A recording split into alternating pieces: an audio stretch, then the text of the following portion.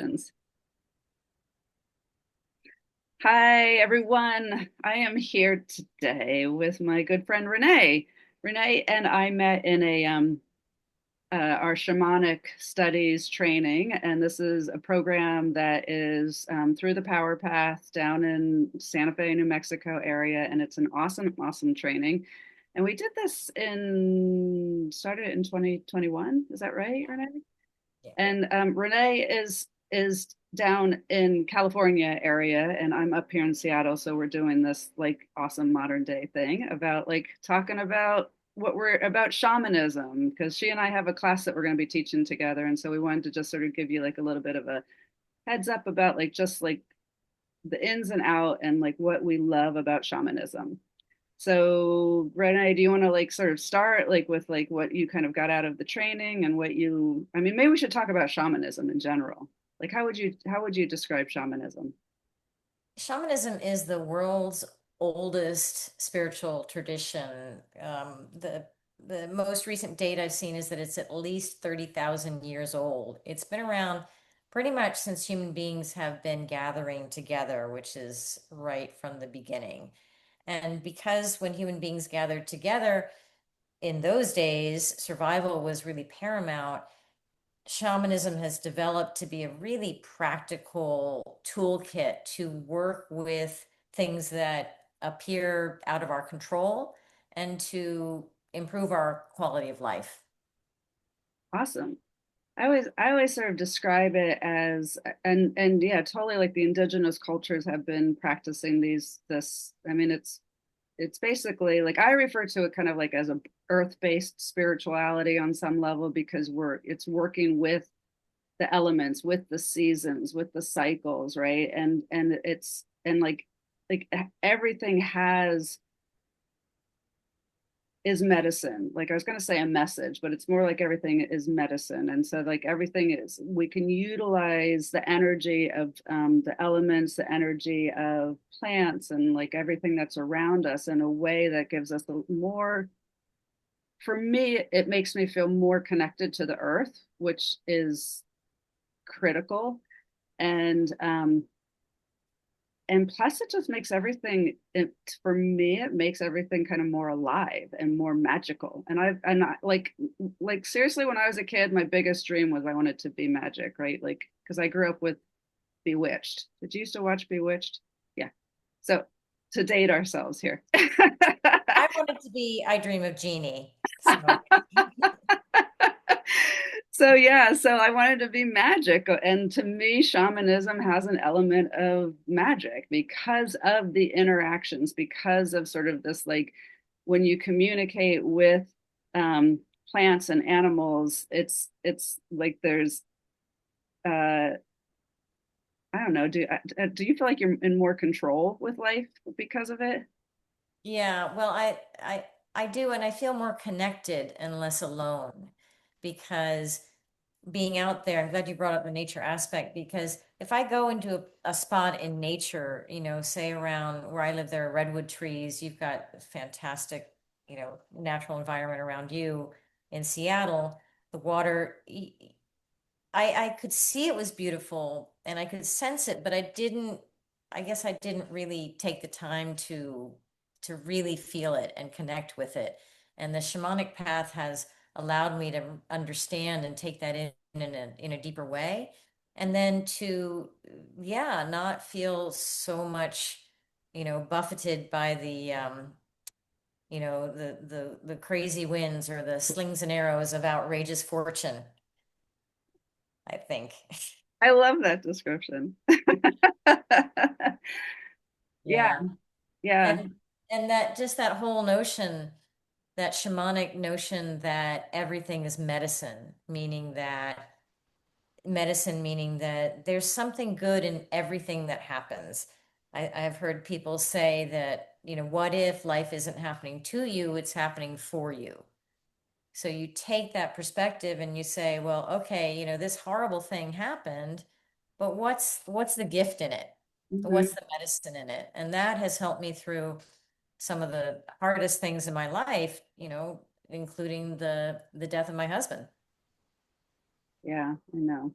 That was, I met you right after that happened, and so I know that was really hard. Yeah, and yet the shamanic path, I embarked on that right at that transition time, and it just fed me in such a deep way. Hmm. Yeah. For me, what I have loved about it is I mean, I've always I mean, anything that involves like intuition and just sort of cycles and stuff. I mean, because like in general, I frequently talk about astrology and the cycles that we're in and the times that we're in, and shamanism has a different way of describing things, but that merges and marries with the astrology and with all the prophecies that are happening now in general. And so it has really helped me have sort of this observer point of view, and to Mhm. have to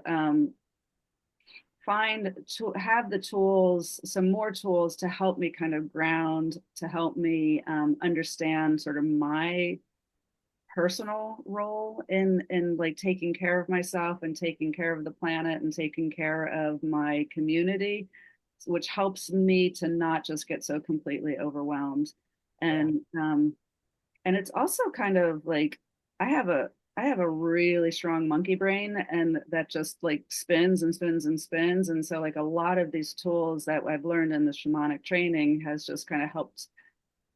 I mean, it still spins, and there's still a monkey. I think there's just a little less monkeys, maybe. I'm hoping they're not multiplying. And so that it's like, so that it just sort of, there's moments of peace and there's moments of like understanding that to me also helps with my health, helps with like, it doesn't mean, again, right, like everything, like I'm always sort of talking about all these different things of like, high vibe, low vibe, right? Like there's all these cycles, there's always cycles, and it helps. Shamanism helps me with the cycles and helps me kind of have some tools. And Yeah, with the cycles, with grounding, with the monkey brain, just feeling more in control in a mhm, world that's, you know, chaotic at the moment. yeah, yeah, Yeah, I think that's really powerfully said. yeah. So Renee and I are teaching a class on, is it the 20th of September? I believe so. Awesome. Yay.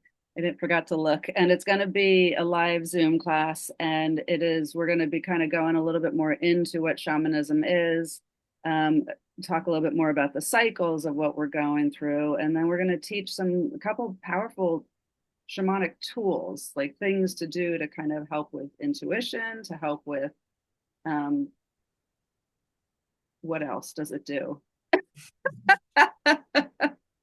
I think that the tool that we're going to teach, we're teaching it because yes, it helps, absolutely helps with intuition, but it also, I like to use the metaphor of like, you can be in the choppy waters of the sea or you can be surfing the waves. Yes. This is a tool to really help you surf the waves. And everyone knows that surfing is really fun. And, flailing around in choppy waters is no fun. So, Yeah. what an amazing way to shift your experience. And it's about getting into what they refer to as being in the upper room. And the upper room is a term that's used across many cultures. It's like in Christianity, it's the kingdom of heaven, right? And then there's I can't remember what some of the other ones are. Kingdom of heaven.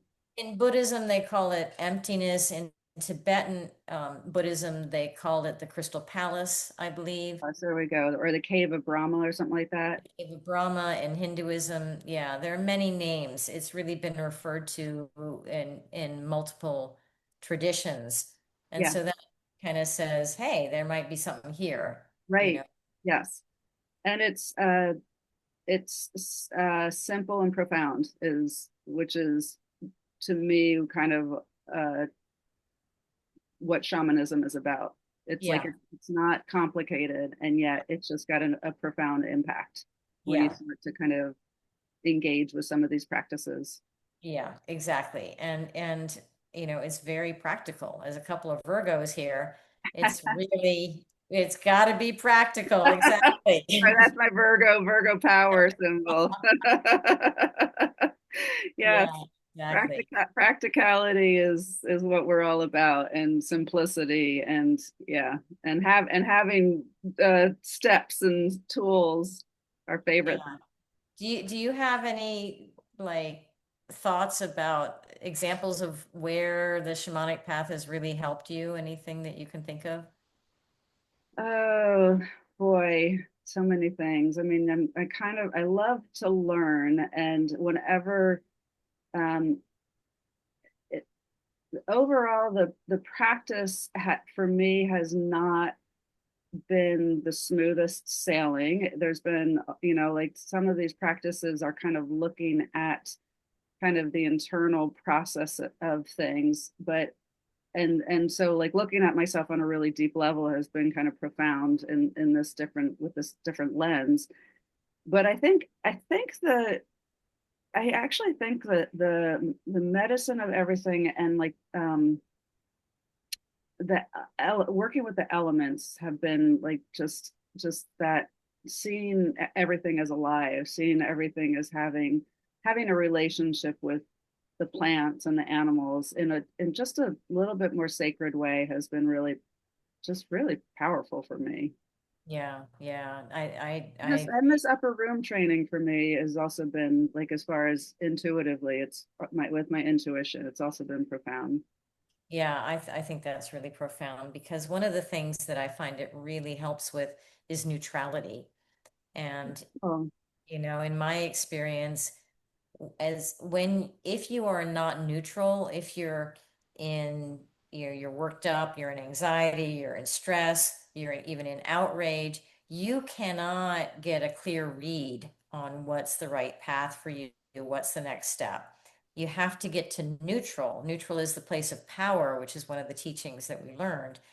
And the upper room helps you get there. And once you're in neutrality, then you can see the paths and then you can make informed choices for your next steps. well said. Very good. Anyway, thank you, Renee. We will give you, there's more information about the class on this newsletter. And if you have any questions, just reach out. But we'd love to have you in the class. And it will be recorded so you can watch it again and again. Yeah, and we're going to have some fun. Awesome. Thanks, you guys. Thank you.